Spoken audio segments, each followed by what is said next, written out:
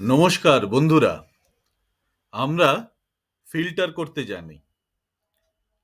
আগের ভিডিওতে ফিল্টার ফর্মুলাও দেখেছি। এবারে আমরা আরেকটা ফাংশন শিখে নিই, যেটার নাম স্লাইসার। আমি সরাসরি এক্সেল শিটটায় চলে এলাম। এক্সেল শিটে সেম কতগুলি শীতবস্ত্রের নাম এবং তার বিভিন্ন সাইজের দাম দেওয়া আছে। আমরা সাধারণত ফিল্টার করার জন্য কি করি? টেবিলটাকে সিলেক্ট করে ফিল্টারে চলে আসি। এইখানে এরপর আমার বিভিন্ন ফিল্টার আসে এবং সেখানে ক্লিক করি। আমি ফিল্টারটাকে সরিয়ে দিলাম।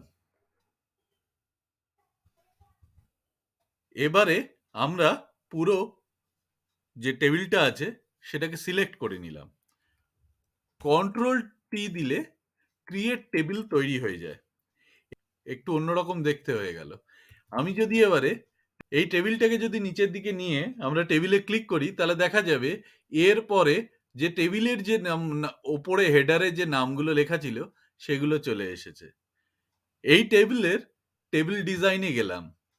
এখানে লেখা আছে ইনসার্ট স্লাইসার।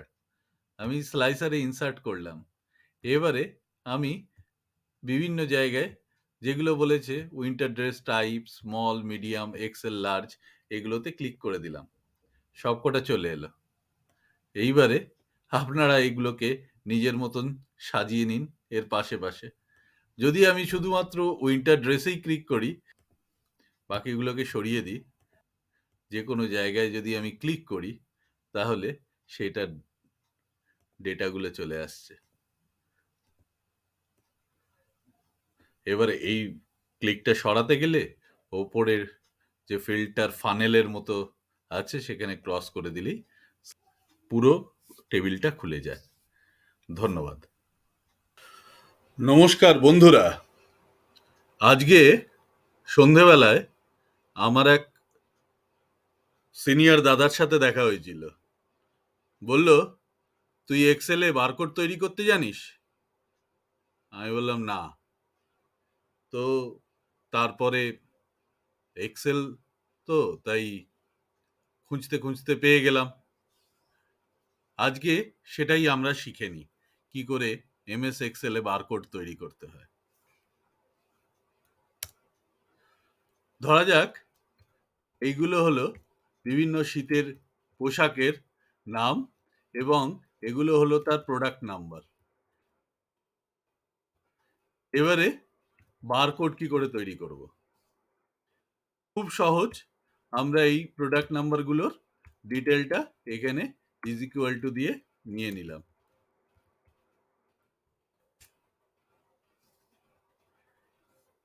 ফ্রন্টে গেলাম। ফ্রন্টটা কি হবে লিখে দেওয়া আছে ওপরে, লিব্রে বারকোড 39। ক্লিক করলাম, বারকোড হয়ে গেল।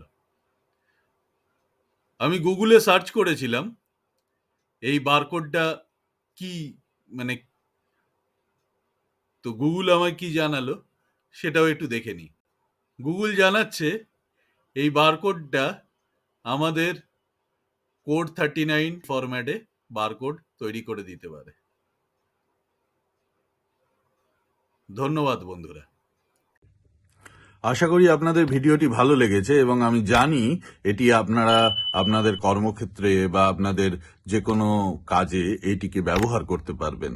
তাই দয়া করে আমাকে আরো অনুপ্রেরণা দিন, যাতে করে আমি আরো এরকম সুন্দর সুন্দর ভিডিও বানাতে পারি। চ্যানেলটি সাবস্ক্রাইব করুন, লাইক করুন ভিডিওটি এবং আরো 5 জনের কাছে ছড়িয়ে দিন এটাকে শেয়ার করে। Thank you.